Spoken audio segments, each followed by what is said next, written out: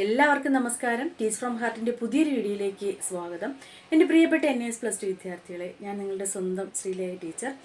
ഇന്ന് നിങ്ങളുടെ പൊളിറ്റിക്കൽ സയൻസിൻ്റെ എക്സാം ആണല്ലേ. അപ്പോൾ വളരെ പ്രധാനപ്പെട്ടൊരു കാര്യം നിങ്ങളിലേക്ക് പറയുന്നതിന് വേണ്ടിയിട്ടാണ് ഇന്നത്തെ വീഡിയോ. അതായത് ഇനി വരുന്ന എക്സാമുകളിലെങ്കിലും നിങ്ങൾക്ക് ഇങ്ങനൊരു ഡൗട്ട് ഉണ്ടെങ്കിൽ അത് ക്ലിയർ ചെയ്ത് പോകുന്നതിന് വേണ്ടിയിട്ടാണ് ഇന്നത്തെ വീഡിയോ. വീഡിയോയിലേക്ക് പോകുന്നതിന് മുമ്പ് നമ്മുടെ ചാനൽ ആദ്യമായിട്ട് കാണുന്നവരാണെങ്കിൽ സബ്സ്ക്രൈബ് ചെയ്യുക, സപ്പോർട്ട് ചെയ്യുക, നിങ്ങളുടെ അഭിപ്രായങ്ങളൊക്കെ കമൻസിലൂടെ അറിയിക്കുക. ഓക്കെ, രാവിലെ തന്നെ, അതായത് നിങ്ങൾ എക്സാമിന് പോകാൻ റെഡി ആവുകയായിരിക്കാം. ഒരു സ്റ്റുഡൻറ്റ് രാവിലെ വിളിച്ചിട്ട് ചോദിച്ചു, ടീച്ചറെ 1 വേർഡ് ക്വസ്റ്റ്യൻസ് ഇംഗ്ലീഷിലും മലയാളത്തിലും എഴുതാമെന്നാണല്ലോ നമ്മൾ പറഞ്ഞത്. അപ്പോൾ ഇംഗ്ലീഷിൽ അതിൽ ഒരു പക്ഷേ നമുക്ക് ആ ഓപ്ഷൻസ് ഇംഗ്ലീഷിലുണ്ടാവും. അതിനെ നമ്മൾ അതുപോലെ എടുത്ത് എഴുതരുത്. ഏതോ വിദ്യാർത്ഥികൾ പറഞ്ഞു അത്രേ, ആ ഇംഗ്ലീഷിനെ നമ്മൾ മലയാളത്തിലാക്കി, അതായത് നിങ്ങൾക്ക് കിട്ടുന്ന 1 വേർഡ് ക്വസ്റ്റ്യൻസിൻ്റെ ആൻസറിലുള്ള ആ ഓപ്ഷൻസ് ABCD അവിടെ ഓരോ ആൻസർ ഉണ്ടാവുമല്ലോ, അതിനെ നിങ്ങൾ മലയാളത്തിലാക്കി എഴുതണമെന്ന് ആരോ പറഞ്ഞു എന്ന്. അത് തെറ്റാണ്. നിങ്ങൾക്ക് അതിൽ ഏതാണ് കറക്റ്റ് ആൻസർ എന്ന് തോന്നുന്നു അതിനെ നിങ്ങൾ അതുപോലെ, പക്ഷേ ആ ABCD ആ ഓപ്ഷൻ അതുമാത്രം അങ്ങനെ എഴുതിയാൽ പോരാ. ഏതാണോ നിങ്ങളുടെ കറക്റ്റ് ആൻസർ അതിനെ A ആണെങ്കിൽ A എന്ന് എഴുതിയിട്ട് അതിൻ്റെ ആൻസർ ആ ഇംഗ്ലീഷിലുള്ളതിനെ അതുപോലെ അവിടെ എടുത്ത് എഴുതുക. അല്ലാതെ അതിനെ നിങ്ങൾ തർജ്ജിമ ചെയ്ത് മലയാളത്തിലാക്കാനൊന്നും നിൽക്കണ്ട. ക്ലിയർ ആയല്ലോ? ഇനി നിങ്ങൾക്ക് ചിലപ്പോൾ നമുക്ക് ചോയ്സ് ഒന്നും തരാത്തൊരു ക്വസ്റ്റ്യൻ ഉണ്ടാവുമല്ലോ, ഫിൽ ഇൻ ദ ബ്ലാങ്ക്സ് പോലെയുള്ള. അതിൽ നിങ്ങൾക്ക് ചോയ്സ് തന്നിട്ടില്ല എങ്കിൽ നിങ്ങൾ എന്ത് ചെയ്യുക, നിങ്ങൾക്ക് അതിൻ്റെ ആൻസർ മലയാളത്തിൽ അറിയാവൂ എങ്കിൽ 1 വേർഡ് ക്വസ്റ്റ്യൻസ് നിങ്ങൾ ഏതാണോ ഓപ്ഷൻ അത് എഴുതണം കറക്റ്റായിട്ട്. ഒരു 5ാമത്തെ ക്വസ്റ്റ്യനിൽ B ആണ് ഓപ്ഷൻ എങ്കിൽ ആ B അവിടെ എഴുതിയിട്ട് നിങ്ങൾക്ക് മലയാളത്തിൽ അതിൻ്റെ ആൻസർ അറിയാമെന്നുള്ളത് ആ 1 വേർഡ് ഒറ്റ വാക്കിൽ അവിടെ എഴുതി വയ്ക്കുക.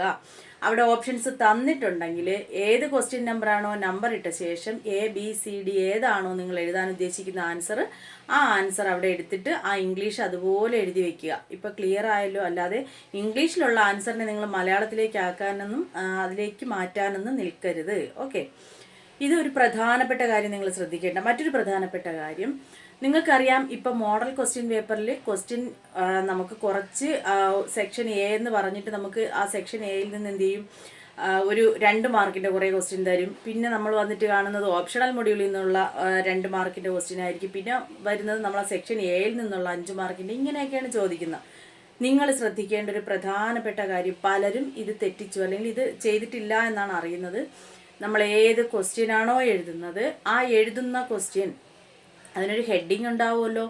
ഓപ്ഷണൽ മൊഡ്യൂൾ, ഇപ്പോൾ ഓപ്ഷണൽ മൊഡ്യൂൾ 6A എന്നാണെങ്കിൽ അതിൽ നിന്നാണ് നിങ്ങൾ എഴുതുന്നതെങ്കിൽ 6A എന്ന് എഴുതിയിട്ട് മാത്രം അതിന് താഴെ നമ്പർ ഇട്ട് എഴുതി പോവുക. നിങ്ങളുടെ പേപ്പർ വാല്യൂ ചെയ്യുന്ന ടീച്ചറിന് അത് എത്രത്തോളം ഹെൽപ്ഫുൾ ആവുമെന്ന് നിങ്ങൾ തന്നെ ആലോചിക്കുക. അല്ലാതെ നമ്മൾ വെറുതെ നമ്പർ മാത്രം ഇട്ട് എഴുതി പോകരുത്. മനസ്സിലായല്ലോ?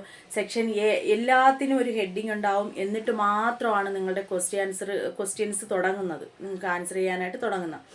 ഓപ്ഷണൽ മൊഡ്യൂൾ ആണോ, അവിടെ നിങ്ങൾ ഓപ്ഷണൽ മൊഡ്യൂൾ എന്ന് എഴുതിയിട്ട്, നിങ്ങൾ B ആണ് ചൂസ് ചെയ്യുന്നതെങ്കിൽ ഓപ്ഷണൽ മൊഡ്യൂൾ B എന്ന് എഴുതിയിട്ട് അതിൻ്റെ താഴെ ആ ക്വസ്റ്റ്യൻ നമ്പർ എഴുതിയിട്ട് മാത്രം എഴുതി തുടങ്ങുക.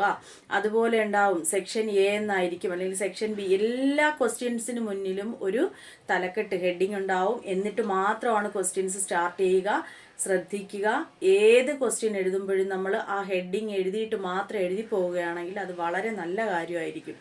നമ്മൾ ആ പേപ്പർ നോക്കുന്നവർക്ക് ഒരു കൺഫ്യൂഷനുള്ള ഒരു അവസ്ഥ ഉണ്ടാക്കാതിരിക്കുക. ഈ 2 കാര്യങ്ങൾ ഓർമ്മിപ്പിക്കുന്നതിന് വേണ്ടിയിട്ടായിരുന്നു ഇന്നത്തെ വീഡിയോ. അതുപോലെ തന്നെ ഒരു ക്വസ്റ്റ്യൻ പോലും അറ്റൻഡ് ചെയ്യാതിരിക്കരുത്. നമുക്കെല്ലാം അറിയാം. മുൻ വർഷങ്ങളിലുള്ളവരടുത്തും ഞാൻ ഇത് തന്നെയാണ് പറഞ്ഞിട്ടുള്ളത്. നമുക്കറിയാത്തതായിട്ട് ഒരു ക്വസ്റ്റ്യനും ഇല്ല. നമ്മളെല്ലാം എഴുതും. എല്ലാം അറിയാമെന്നുള്ളതെല്ലാം നമ്മൾ എന്ത് ചെയ്യണം, ആദ്യമേ തന്നെ ആ സെക്ഷൻ നമ്പർ എഴുതി അതിൽ നമുക്ക് അറിയാമെന്നുള്ള ക്വസ്റ്റ്യൻ നമ്പർ ഏതാണോ അത് എഴുതിയതിന് ശേഷം അറിയാമെന്നുള്ള എല്ലാം നമ്മൾ എഴുതുക. എഴുതിയതിന് ശേഷം മാത്രം എന്ത് ചെയ്യുക, അറിയാത്തതാണെങ്കിൽ പോലും നമ്മൾ എവിടെയെങ്കിലും ഒരു വായിച്ച ഓർമ്മയോ നമുക്ക് എന്തെങ്കിലും ഒരു ചെറിയൊരു അറിവ് അതിനെക്കുറിച്ച് ഉണ്ടെങ്കിൽ നിങ്ങൾ എന്ത് ചെയ്യണം, അത് അവിടെ എഴുതി വെക്കുക. ഒരു ക്വസ്റ്റ്യൻ പോലും അറ്റൻഡ് ചെയ്യാതിരിക്കരുത്. നല്ല കോൺഫിഡൻ്റ് ആയിട്ട് പോയി എക്സാം എഴുതുക.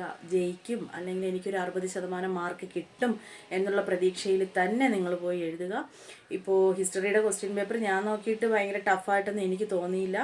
പ്രത്യേകിച്ച് ക്വസ്റ്റ്യൻ A സെക്ഷൻ ആണെങ്കിൽ മോഡൽ ക്വസ്റ്റ്യൻ എന്തായിരുന്നോ അത് തന്നെയായിരുന്നു സെക്ഷൻ A എന്ന് പറയുന്നത്. B യും C യും ഒരല്പം ടഫായിരുന്നു. പക്ഷേ എന്ന് കരുതിയിട്ട് നമ്മൾ പ്രതീക്ഷിച്ചതുപോലെ അത്രയ്ക്ക് പ്രയാസമൊന്നും ആയിരുന്നില്ല. ഒരുവിധം പഠിച്ച കുട്ടികൾക്കൊക്കെ നന്നായിട്ട് എഴുതാനും കഴിഞ്ഞിട്ടുണ്ട്. അപ്പോൾ ഇനി വരുന്ന എക്സാമുകൾ നിങ്ങൾ ശ്രദ്ധിക്കുക. ഈ പറഞ്ഞ കാര്യങ്ങൾ ശ്രദ്ധിച്ച് തന്നെ, അതിന് വേണ്ടിയിട്ടാണ് രാവിലെ ഞാൻ ഇങ്ങനൊരു വീഡിയോ ചെയ്യുന്നത്. അത് നിങ്ങൾ ഓർത്ത് വയ്ക്കുക. അതുപോലെ ഇനി മലയാളം, സോഷ്യോളജി, നമ്മുടെ ബിസിനസ് സ്റ്റഡീസ്, ഈ സബ്ജക്റ്റുകളുടെയൊക്കെ മോഡൽ ക്വസ്റ്റ്യൻസ് നിങ്ങൾക്ക് പറഞ്ഞുതരാം. ബാക്കി ചാപ്റ്റേഴ്സ് ഉണ്ട്. അപ്പോൾ നമ്മൾ മറ്റൊരു വീഡിയോയിലൂടെ വീണ്ടും കാണുന്നതാണ്. എല്ലാവർക്കും വീണ്ടും ഓൾ ദ ബെസ്റ്റ്. നന്നായിട്ട് പൊളിറ്റിക്കൽ സയൻസിൻ്റെ എക്സാം നന്നായിട്ട് എഴുതാൻ കഴിയട്ടെ. വൈകുന്നേരം നിങ്ങൾ വന്ന് പറയണം എക്സാം എങ്ങനെ ഉണ്ടായിരുന്നു എന്ന് നിങ്ങൾ അറിയിക്കണം. മറ്റൊരു വീഡിയോയിലൂടെ വീണ്ടും കാണാം. താങ്ക്